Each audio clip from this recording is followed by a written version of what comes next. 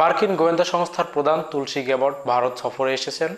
সেখানে তিনি ভারতীয় নিরাপত্তা উপদেষ্টা অজিত দোভালের সাথে বৈঠক করেছেন ভারতের প্রতিরক্ষা মন্ত্রী রাজনাথ সিং এর সঙ্গে।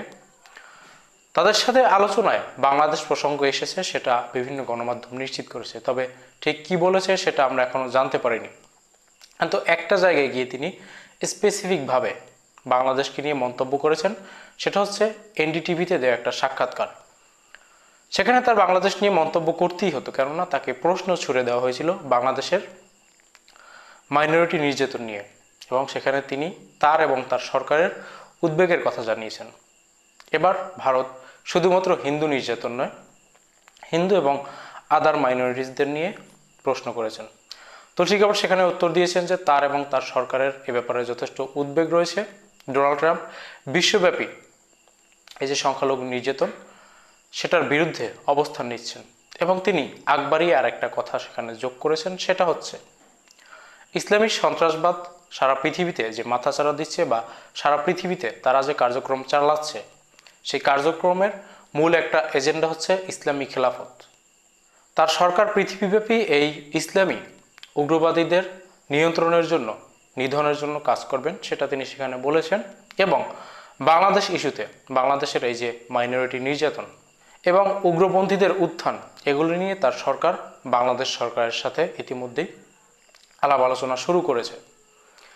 এখন তুলসী গ্যাবর্টের এই যে মন্তব্য, এই মন্তব্য নিয়ে পাল্টা প্রতিক্রিয়া জানিয়েছে প্রধান উপদেষ্টার কার্যালয়, প্রতিক্রিয়া জানিয়েছে পররাষ্ট্র উপদেষ্টা, প্রতিক্রিয়া জানিয়েছে ধর্ম উপদেষ্টা, অর্থ উপদেষ্টা সহ বিভিন্ন মহল। তুলসী গ্যাবর্টের এই মন্তব্য নিয়ে আওয়ামী নেতাদের মধ্যে একটা শ্বাস রব দেখা যাচ্ছে, তাদের মধ্যে খুব আনন্দ উচ্ছ্বাস দেখা যাচ্ছে। তাদের কর্মীদের ফেসবুক স্ট্যাটাসেও ঠিক একই ধরনের তাদের প্রতিক্রিয়া দেখা যাচ্ছে যে তারা খুব আনন্দিত।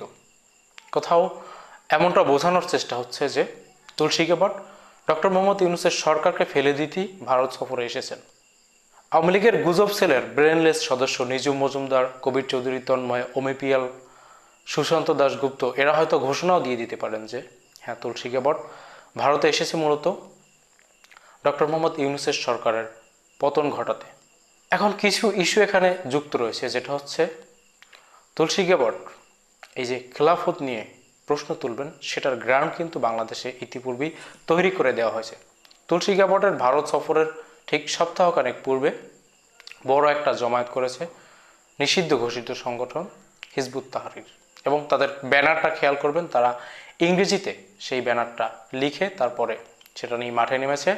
সেটা আন্তর্জাতিক মিডিয়ায় উপস্থাপন হয়েছে এবং বড় অক্ষরে ইংরেজিতে লেখা খেলাফত আন্তর্জাতিক মিডিয়ায় যখন উপস্থাপন হয়, সেখানে শুধুমাত্র হেডলাইনটা দেখলে এবং ছবিটা দেখলেই অনেক কিছু অনেকে অনুধাবন করতে পারেন, যেটা বাংলা লেখা থাকলে অনুধাবন করা সম্ভব হতো না। বাংলাদেশের জাতিসংঘের মহাসচিব যখন এসেছেন এবং তুলসী গ্যাবর্ট যখন ভারতে সফর করছেন, ঠিক তখনই এই বামেদের তোড়জোড়, লাকিদের এই ধরনের অধ্যত্বপূর্ণ আচরণ এবং তার পূর্বে এই খেলাফতি হিজবুত তাহরিরদের উত্থান, এগুলো সব প্ল্যান করেই ঘটানো হয়েছে। লাকিদের এবং বামেদের যে তৎপরতা, সেটা যে আওয়ামী লীগের বি টিম, এটা আমরা এমনিতেই উপলব্ধি করতে পারছি। কিন্তু হিজবুত তাহরিরের উত্থান যে ভারতের একটা চক্রান্ত, সেটা এখন আমরা বুঝতে পারছি। যাই হোক, এখন এই উদ্বেগ দিয়ে সত্যিকার অর্থে কি ডক্টর ইউনূসের সরকারকে ফেলে দেওয়া যাবে, বা তুলসী গ্যাবর্টের এই উদ্বেগের ইম্প্যাক্ট কি হতে পারে, সেটা নিয়ে বলবো। তার আগে ছোট্ট করে তুলসী গ্যাবর্টের পরিচয়টা দিয়ে নিচ্ছি। এর আগে অনেক ভিডিওতে তার পরিচয় দিয়েছি, তারপর আর একবার বলছি, যারা আগে দেখেননি তারা একটু শুনবেন। এই তুলসী গ্যাবর্টকে অনেকে দাবি করে যে তিনি ভারতীয় বংশোদ্ভূত। বাস্তবে তিনি ভারতীয় বংশোদ্ভূত নয়, তবে তার মা হিন্দু ধর্মে ধর্মান্তরিত হয়েছে এবং তিনিও হিন্দু ধর্মে বিশ্বাসী। হিন্দু ধর্ম মতে তিনি বিবাহ করেছেন। তিনি সক্রিয় একজন ইসকন সদস্য এবং আরএসএস সদস্য। তার থেকে বড় কথা হচ্ছে তিনি একজন ইসলামফোব।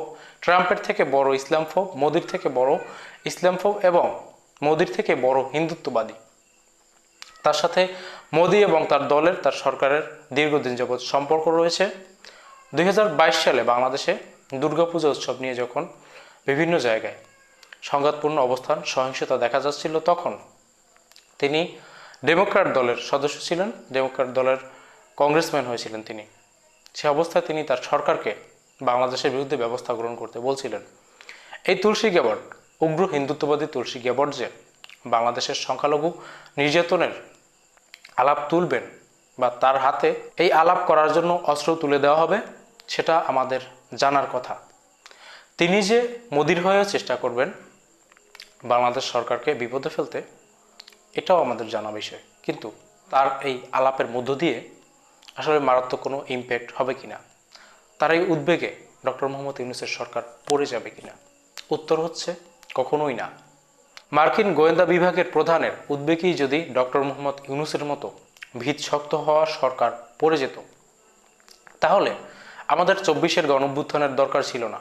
পশ্চিমাদের একের পর এক উদ্বেগ, বিশেষ করে বাইডেন সরকারের বিভিন্ন পর্যায় থেকে শেখ হাসিনার সরকারের প্রতি যে উদ্বেগ প্রকাশ করা হয়েছে, তাতেই শেখ হাসিনার পতন হয়ে যাওয়ার কথা ছিল। সুতরাং তুলসী গ্যাবর্টের উদ্বেগ বা তার সরকারের পক্ষ থেকে তিনি যে উদ্বেগের কথা বলছেন, এটাতে ইউনূসকে বিপদে ফেলে তাকে ক্ষমতাচ্যুত করা কোনোভাবেই সম্ভব না। এই স্বপ্ন যদি কেউ দেখে থাকে, তাহলে তারা ভুলের জগতে বসবাস করছে। কিন্তু একটা বিষয় যোগ করছি, ডোনাল্ড ট্রাম্প আগ বাড়িয়ে তিনি এই যে ইসলাম বিদ্বেষ নিয়ে খেলার চেষ্টা না করলেও তার সামনে যদি ইসলামী এক্সট্রিমিস্টদের উত্থান দেখানো যায়, সেটা তিনি কিন্তু রিয়্যাক্ট করবে। নরেন্দ্র মোদী মার্কিন সফরে গিয়েও কিন্তু তুলসী গ্যাবর্টের সাথে বৈঠক করেছিলেন। ভারতের এই চক্রান্তটা তখন থেকেই সাজানো হয়েছিল যে ডোনাল্ড ট্রাম্প যেহেতু এই জায়গা থেকে সরে এসেছেন, বাংলাদেশ ইস্যু নিয়ে কথা বলতে চাচ্ছেন না, কিন্তু তার যে আগ্রহের জায়গাটা ইসলামী এক্সট্রিমিস্টদের উত্থান নিয়ে, তার যে চিন্তাধারা, সেটা তার সামনে উপস্থাপন করতে হবে। এবং ওই সময়টাতে মোদির সাথে বৈঠকের সময় ট্রাম্প কিন্তু একটা কথা বলেছেন যে তিনি পৃথিবীব্যাপী ইসলামী এক্সট্রিমিস্টদের দমনে কাজ করবেন। সেটা নিয়ে ভারত এখন খেলছে। এই খেলাটা ভারত অনেক আগে থেকেই শুরু করেছে, শেখ হাসিনার পতনের পর থেকেই শুরু করেছে, বাইডেন প্রশাসন থাকা অবস্থায় শুরু করেছে। তখন হালে পানি পায়নি। ডোনাল্ড ট্রাম্পের কাছে বাংলাদেশ নিয়ে যখন হালে কোনো কিছুতেই পানি পায়নি, তখন তাদের সেই পুরনো খেলাটাকে এখন আবার চালু করতে চাচ্ছে। তারা চাচ্ছে বাংলাদেশে ইসলামী এক্সট্রিমিস্টদের উত্থান দেখাতে, এবং সেটাতে কিছু না কিছু একটা ঝামেলা তারা বাংলাদেশে বাঁধাতে পারবে। এখন কথা হচ্ছে, আমরা কিন্তু সেই গ্রাউন্ডটা তৈরি করে দিচ্ছি।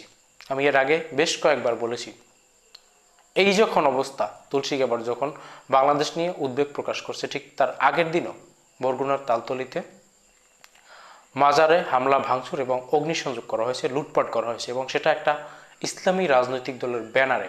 সারা দেশে নারীদের শ্লীলতাহানি সহ বিভিন্ন ধরনের অভিযোগ আসছে। মিডিয়া ব্যক্তিত্বদের বিভিন্ন অনুষ্ঠানে উপস্থিত হতে বাধা প্রদান করা সহ নানা ধরনের এক্সট্রিমিস্ট আচরণ যে দেখা যাচ্ছে, সেটা কিন্তু ভারতকে সহায়তা করছে। আমরা বুঝি হোক না বুঝি হোক, ভারতের ফাঁদেই কিন্তু পা দিচ্ছি। এই জায়গাটাতে আমাদের সচেতন থাকতে হবে এবং সরকারের প্রত্যেকটা ইস্যুতে পদক্ষেপ গ্রহণ করতে হবে। আমরা দেখেছি, যখনই কোনো একটা বিষয়ে তোলপাড় হয়, তখন আমাদের এই সরকার কিছুটা ব্যবস্থা নেয়। এর বাইরে এই অথর্ব সরকার কোনো ধরনের গোলযোগে কোনো ধরনের ব্যবস্থা গ্রহণ করে না। এই জায়গাটাতে সরকারের আরও বেশি মনোযোগ দিতে হবে, নয়তো ভারত সেই অস্ত্র নিয়ে খেলার বড় একটা সুযোগ পেয়ে যাবে। এবং ডোনাল্ড ট্রাম্পের কাছে এই একমাত্র ইসলামী এক্সট্রিমিস্টদের উত্থানের গল্পটা যদি শোনানো যায়, তাহলে কিন্তু তিনিও ক্ষিপ্ত হবেন। বিষয়টা আমাদের মনে রাখতে হবে।